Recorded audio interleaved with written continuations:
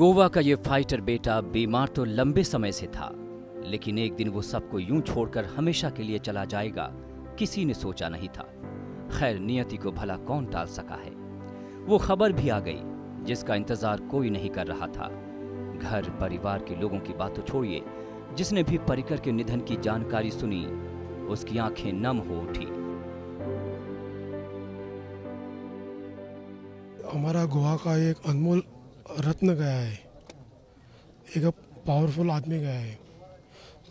जो भी आज जो डेवलपमेंट हो या गोवा का स्कीम हो, हर एक माँ को जो बेटा गया है ऐसा लगेगा।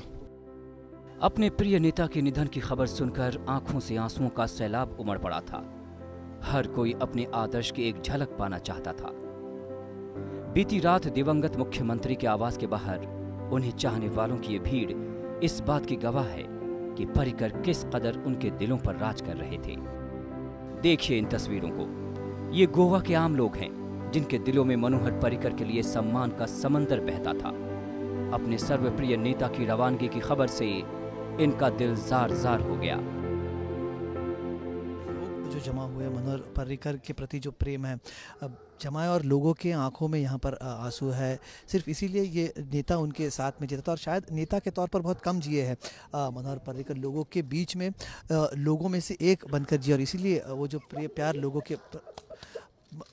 के मन में उनके प्रति प्यार था वो यहाँ पर मैं देख सकता हूँ। पिछले 2 घंटे से लगातार लोग यहाँ पर आ रहे हैं, जमा हो रहे हैं और ये जो लोगों को पता था पिछले 1 साल से उन्होंने मनोहर पर्रिकर की तबीयत देखी थी, किस तरह वो जूझ रहे थे, बावजूद बीमारी के ऑफिस में जाते थे, प्रोग्राम्स में शरीक होते थे। गोवा के प्रति जो उन्हें था काफ़ी लगाव था।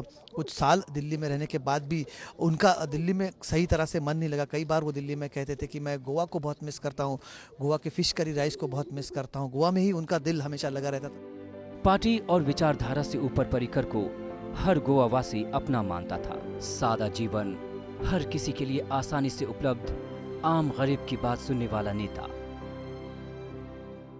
उनकी सकुशलता तो पूरा देश जानता था। देश की रक्षा मंत्री का भी कारभार संभाला था। तो ये गोवा के लिए बहुत बड़ा लॉस है। जब से वो आए, जब से हम इनको देख रहे हैं, हम तो यहाँ 25 साल से रह रहे हैं, तो वो इतने जेंटलमैन आदमी कि सुबह मॉर्निंग में 7:15 को निकल जाते थे, रात को लेट नाइट आते थे। हम किसी भी फंक्शन में बुलाते थे, कभी भी आ जाते थे, कभी ना नहीं बोलते थे। हम तो कल से भी उनका वेट कर रहे, भगवान से प्रेयर कर रहे थे। हम तो अपना बाजू में टेम्पल है, उसमें भी जाके प्रेयर करते थे कि वो जल्दी से जल्दी स्वस्थ हो जाए। प्रचारक के तौर पर सियासी सफर की शुरुआत हुई।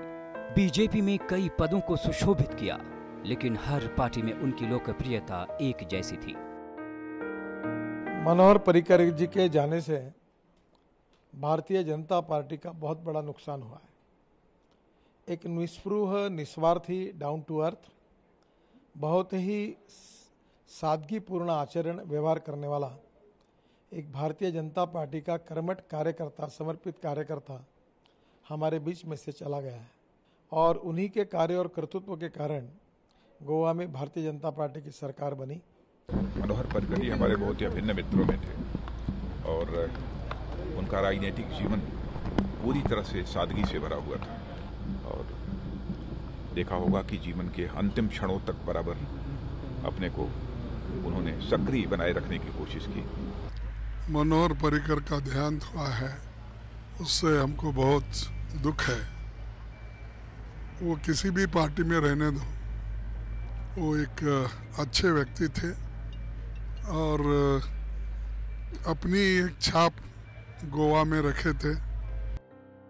पर्रिकर के निधन पर अब देश में शोक की लहर है। आज राष्ट्रीय शोक का ऐलान किया जा चुका है।